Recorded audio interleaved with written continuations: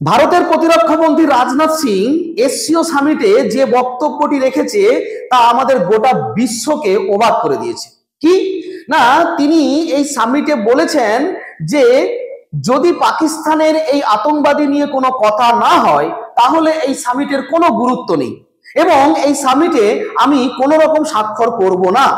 পাকিস্তানে যে সন্ত্রাসবাদী হামলা এই নিয়ে যে উনি বক্তব্য রেখেছেন কথা এবং কথাটা বলেছেন, আর এই যে সন্ত্রাস শব্দটা এই সামিটে উল্লেখ ছিল না। এখন এই শব্দটা উল্লেখ নেই কেন? কারণ এই শব্দটা পাকিস্তানি উল্লেখ করতে বাধা দিয়েছে বা রোধ করেছে। এরপর ভারতের জাতীয় নিরাপত্তা উপদেষ্টা অর্থাৎ national security advisor Ajit Doval তিনি আর এক ধাপ আগিয়ে বলেছেন যে সন্ত্রাসের বিরুদ্ধে দ্বৈত নীতি চলবে না। কেন?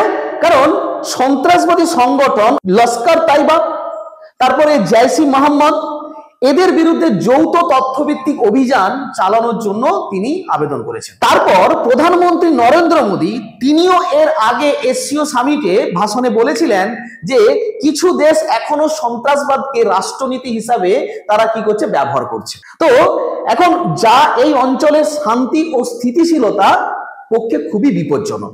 এখন জানবো আমরা এই এসসিও সামিট কি। এর পুরো কথা সাংহাই কোঅপারেশন অর্গানাইজেশন, যা 2001 সালে টোটাল এশিয়ার 6টা দেশ নিয়ে যাত্রা শুরু করেছিল। কি কি? চীন, রাশিয়া, তাজিকিস্তান, উজবেকিস্তান, কিরগিজস্তান আর কাজাকিস্তান। তারপর আমাদের ভারতবর্ষ এবং পাকিস্তান 2017 সালে এই সামিটে সদস্যপদ গ্রহণ করে। আর এখন বর্তমানে 2023 সালে ইরান এবং বেলারুশ হতে নতুন সদস্য। আর এই চীন ও রাশিয়া এই সংস্থাকে ন্যাটোর একটি এশিয়ান বিকল্প হিসেবে তুলে ধরতে চেয়েছেন। এখন কথা হচ্ছে এই ন্যাটো অর্থাৎ নর্থ আটলান্টিক ট্রিটি অর্গানাইজেশন, এটা তৈরি হচ্ছে আমেরিকা ইউরোপের পশ্চিমের দেশগুলোকে নিয়ে গঠন করেছিলেন দ্বিতীয় বিশ্বযুদ্ধের পর।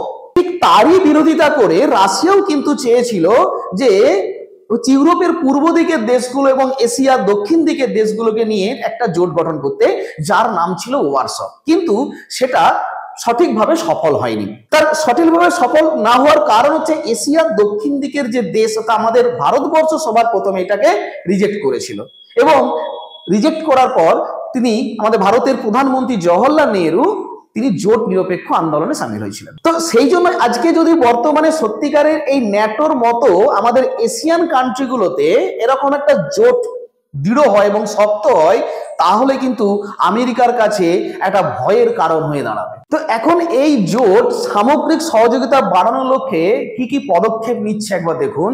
সবার প্রথমে শিল্পে বিনিয়োগ করছে। যেমন তিয়ানজিনে অনুষ্ঠিত 2025 সালের ইন্ডাস্ট্রিয়াল কোঅপারেশন কনফারেন্সে প্রায় $666 মিলিয়ন বেশি মূল্যের 18টা চুক্তি স্বাক্ষর করেছে। এই সংস্থাটির প্রধান উদ্দেশ্য হলো এশিয়ার এই সদস্য দেশগুলির মধ্যে পলিটিক্স, ইকোনমিক্স এবং ডিফেন্স উন্নত করা। আর এই জোটে বর্তমানে রয়েছে বিশ্বের প্রায় 42% মানুষ এবং 23% নমিনাল জিডিপি।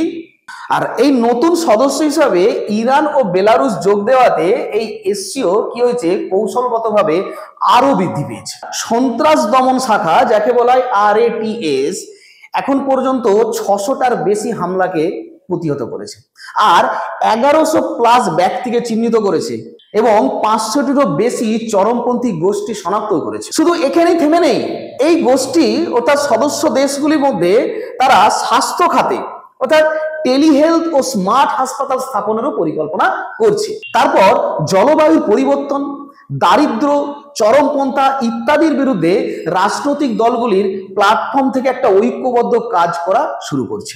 এছাড়া আরেকটা খুব ভালো সিদ্ধান্ত নিয়েছে যা আমেরিকাকেও নড়িয়ে দিতে পারে। কেন?